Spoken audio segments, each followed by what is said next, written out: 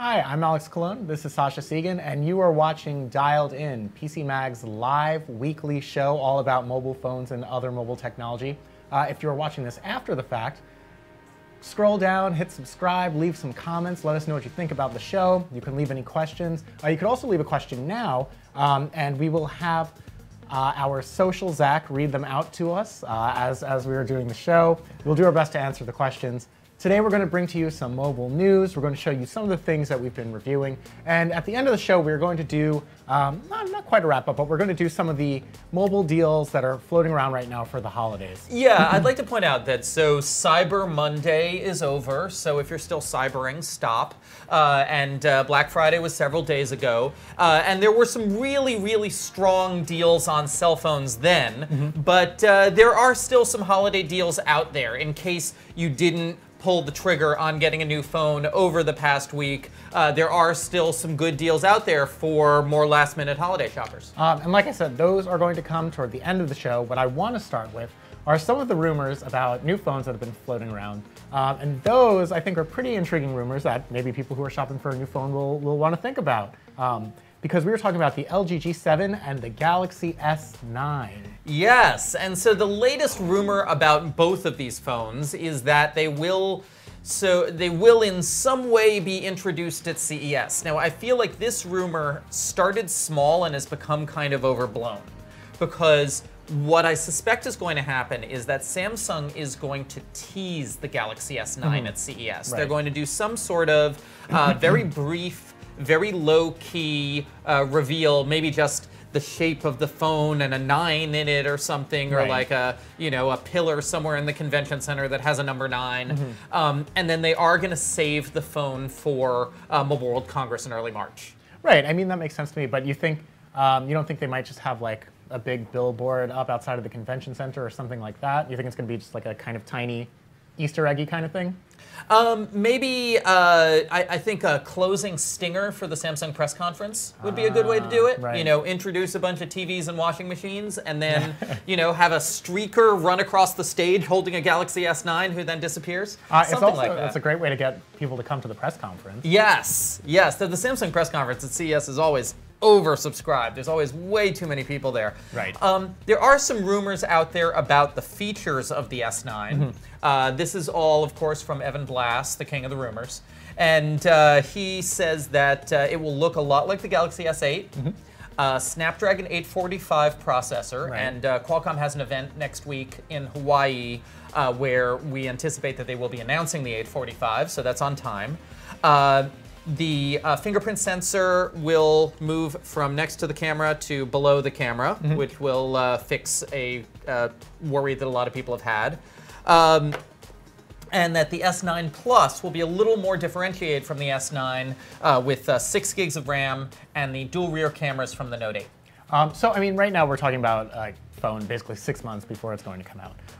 But from these very few rumors that we're hearing now, I do think if someone out there is wondering if they should get an S8 or wait for an S9, it sounds like the S9 will be sort of an iterative step, and just get the S8 if you want a phone right now. Yeah, I think the S9 generation is going to be kind of an iPhone 8 situation, where the 8 was not a huge upgrade to the 7, and the 9, there are a lot of people kind of obsessing about the fingerprint sensor location, and this would fix that, but I don't think it's going to be a giant differentiating device. Okay, let's pause to take a question.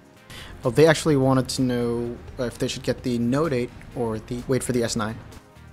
The S9 is not going to be anywhere as big as the Note 8, and it isn't going to have the pen. And that's, I think, it's the base S9 will probably not have the dual cameras, will probably not have the pen, and will probably not be as big. So if those are the things you like about the Note 8, then get the Note 8. Right. If you just want the fastest possible processor, and you're just kind of a spec maniac, then the S9, of course, is going to have the next generation of processor. But once again, you're going to have to wait until probably April for it to hit shelves. So, like, you're not going to be buying a phone for 6 months. Right. All right, so let's move on now to the LG G7. Yes. Do we know any more about that than we do about the S9? We know very, very little about the LG G7. Mostly it's just a rumor that the LG G7 will be announced at CES. Now, because of the different cadences that LG and Samsung have, Right. it's more likely that we will see a real G7 at CES than we will see a real S9. And then the question becomes, does the LG G7 become the first major phone with the Snapdragon 845? And are they Qualcomm's kind of flagship partner for the Snapdragon 845? LG has done that before. They've announced phones that were the first with new Qualcomm processors before at CES. So that's an interesting question just to hold out there. Yeah, I feel like they've done that. They've been first a number of times the last few rounds. Yeah, and I think it would be interesting because in that case, they would be leapfrogging a generation. The G6 has an 821. So that is actually before the 835 generation. And so to jump from the 821 to the 845, that would be an interesting leap. And then the question, or do they introduce the G7 with the 835 and a lower price, a more mid-range price? This is what we don't know right now. Right. So next week you are going to Hawaii. Yes. For Qualcomm's announcement. Yes. Where we'll presumably see the Snapdragon 845. Yes. Now, do you think during that announcement we'll get any sort of hints as to what phones might be coming out with the processor? I think we'll get some hints. I don't think we're going to get any actual announcements. I don't think we're going to get anything solid and on the record, but I think if we poke around, we'll hear a little bit. I think Qualcomm is probably going to want to spend a lot of time on other product areas, on things like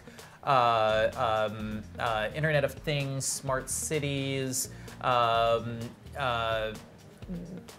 while ago, we heard about Qualcomm putting their chips in Windows laptops. Right. And that's kind of gone underground for a while. So hopefully we'll hear a lot more about that.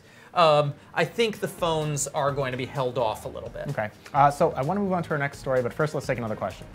Are the rumors true about Samsung releasing a foldable device, the Samsung X or 10?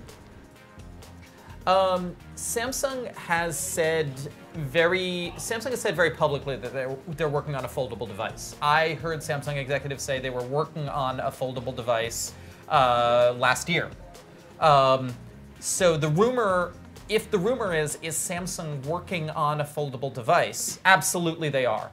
If the question is, will Samsung release a foldable phone with a specific name in 2018? I think that has not yet been decided. Right. Like, I don't think the name of this phone has been set. I think that's a name that people have just attached to it.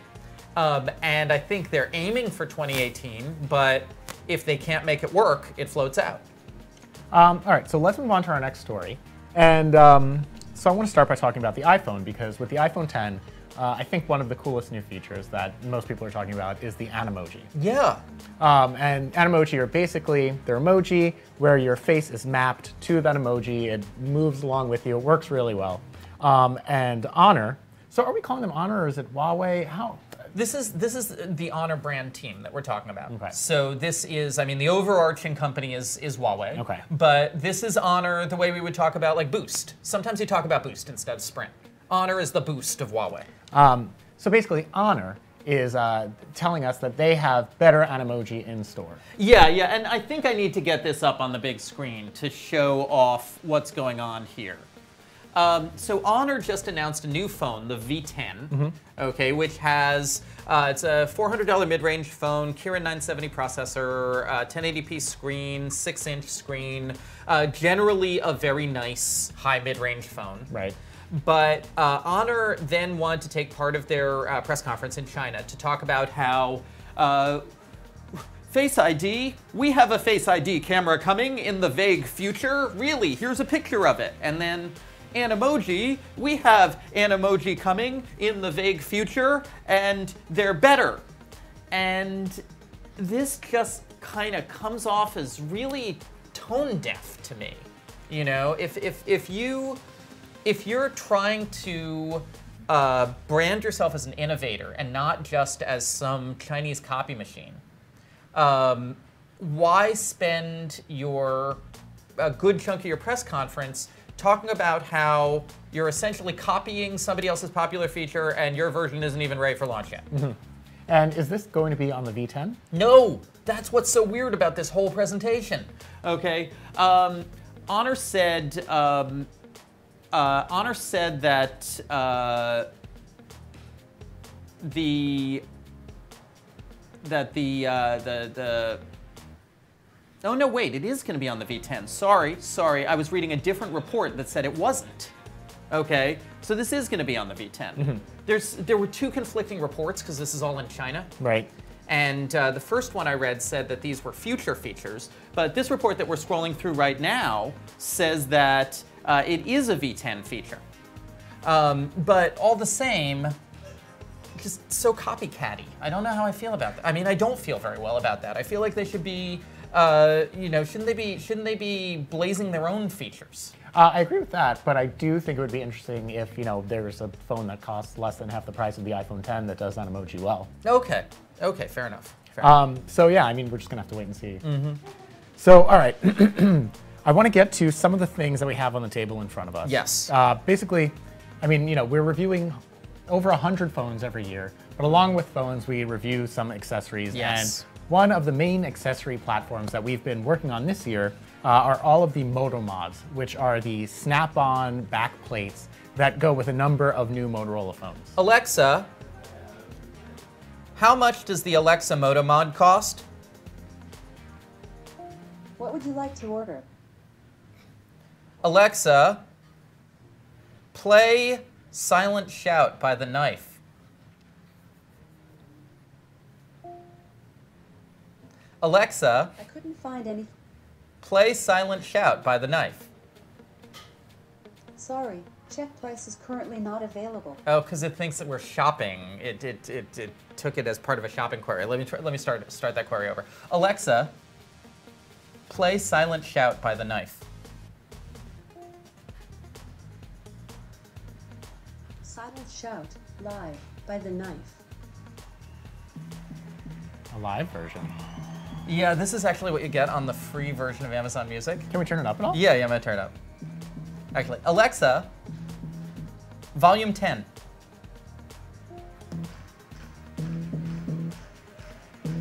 Come on. This is the test track that we use for a lot of our for a lot of our speakers.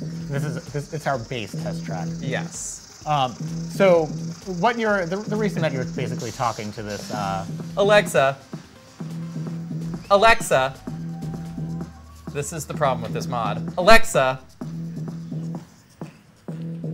and just manually hit stop. There we go. So what you are showing here is that there is indeed an Amazon Alexa Moto mod. Yes, and I have been surprised and impressed by how Moto mods are continuing to come out and how Lenovo is really committed to continuing to release Moto mods, but I'm a little disappointed because almost all the functional Moto mods out there are first party. Like, Motorola, Lenovo said that Moto mods were going to become a big thing, a big ecosystem. Right. That has not, by and large, happened. Instead, what we've seen is Motorola taking interesting technologies and putting them into Moto mods to enhance the Moto Z. And so the two Moto mods we've been looking at most recently, here's the Amazon Alexa Moto mod, Right. which is a big speaker that has hands-free Alexa in it. This is the Gamepad Moto mod, which becomes a physical gamepad for compatible games. Right. And then relatively soon, we're taking a look at the Polaroid InstaShare Moto mod, which is a zinc printer that snaps onto the back of your phone. And let me show you what that looks like, if I can find it. Moto mods. Here we go. The Polaroid InstaShare printer. There we go. So you can see it's this white printer that snaps onto the back of your phone, lets you print directly from the phone. Right. Let's just pause and take a question.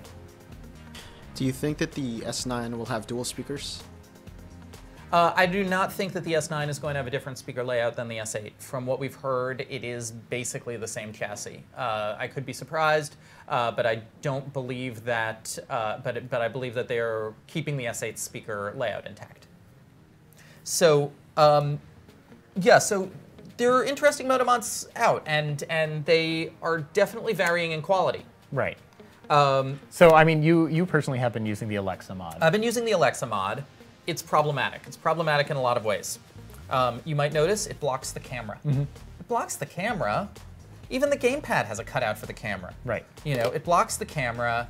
And as you also saw, it is not that good at recognizing your voice over playing music, which can be a really frustrating experience. Now, does it do everything that an Echo can do? Can you do the smart home controls with it? You can do the smart home controls. It is plumbed into your Alexa ecosystem. And there's a relatively large battery in here that functions as a backup battery for your phone. Okay. Haven't run the battery test yet, so I don't know how long that lasts. But I have been, and the speaker is slightly louder than the JBL mods, speaker mod. But I have been frustrated by, one, how big it is. It's really big. Two, that camera being blocked, and three, just these recognition issues. It feels like, once more, like if there were even more mods coming out, you could say that this is really getting things started, but I feel like the only mods we're seeing are the ones that Lenovo is bringing us. Just one quick question. So, you know, typically if you're going to use your Echo speaker, you need to be connected to Wi-Fi. Because this is plugging on to your phone, does that mean you could use it whenever you have a cellular connection? Oh yeah, absolutely. That's kind of cool. It can get to Alexa through cellular, no question. We have a question up there. How does it sound quality-wise? It sounds okay. I mean, it definitely sounds much better than any built-in speakers that phones have. Yes. It has something resembling bass, you heard it. It will, you know, you can hear it around a room. I would dare say it sounds better than an Echo Dot or a Eufy Genie. Right, but I mean, those are like, you know, $50 range speakers. Exactly. Now, it doesn't sound as good as a $100 speaker. Right. It does not sound as big or as good as an actual Echo, and that just comes down to the size of your speaker. We have another question. They want to know what song was played earlier. We were playing Silent Shout by The Knife, which is our test track that we do on all speakers to test their bass response. Yeah. So basically, when we play that track, we're listening to see if it's distorting, if it's crackling, if it's popping, and that tells us how well it handles the bass. But so, I mean, it's a genuine question for me whether these mods are increasing interest in the Moto Z line, because we like the Moto Z, but we keep on finding ourselves not recommending the Moto Z over the other phones out there. And you know, I wonder, are we not taking the mods into account? We're not really taking the mods into account when we do that. Should we be taking the mods more into account? I think that's a genuine question. Well, but here's the thing. So, I mean, we're reviewing some of these mods now, but we already have some mods that we've reviewed that are live on the site. I don't think any of them have scored higher than 3.5 stars. Yeah, none of them have been absolute killer, you have to have this. They always have some kind of key flaw. Like in this one, the whole covering the camera thing and the recognition thing. This gamepad, really cool, not that many games support it. The Hasselblad camera, slow, very slow. It's just, like the ideas are so good, but the execution never quite gets there. Right. So we're, like we said, we're in the process of reviewing these. We don't actually have a rating for them, but we should in, I would say, the week or so. Yeah, the gamepad review is coming out really soon. That should be within the next few days, I think. Yeah. And then the Alexa mod, they'll probably be later this week or early next week. And as we review more of these, we will continue to think about just sort of how, if the ecosystem of having these adds value to the phone. So now I want to move on to the holiday deals that we were talking about at the top of the show. Yay, deals. So what do you think out of all these? I have a bunch of deals right here okay. listed, but what do you think is the best one? Let's start off with that. Okay, what is the best value out there? The best, okay. I would say the best value out there, but it requires that you buy something else. Okay. Okay, and that is essentially LG's deal for a $400 V30. Because, so the V30 costs, the LG V30 costs $800 to start. Right. But if you buy another, if you're in the market for another kind of home appliance, and you buy another LG thing, if it's a TV or a refrigerator or washing machine or whatever, Right. they will give you $400 off for the bundle. I would like to point out, while those are all quality home products, those are very expensive. Well, home products. no, it also works on less expensive LG products. Okay, they're showing off the fancy ones here. Right. But like, if you buy a less expensive LG product, they will give you up to $400 off. Okay. And the V30 is a very, very nice phone. It has a Snapdragon 835, and on T-Mobile, it's one of only 2 phones announced to support the upcoming T-Mobile 600 megahertz network. So that's a really good deal there. So $400 for that, that's a good deal. Now also, where did I have this Verizon deal here? Where Verizon is taking the Note 8 down to $636 if you're on a 24-month payment plan. And now I'm not a big fan of long payment plans, right? Because I like my freedom. But I know most people use payment plans. And pretty much the only problem we had with the Note 8 was that it was expensive. Like, it does everything else. It does everything magnificently. Right. And taking it down to $636, and you can probably get it even lower if you trade in your existing phone.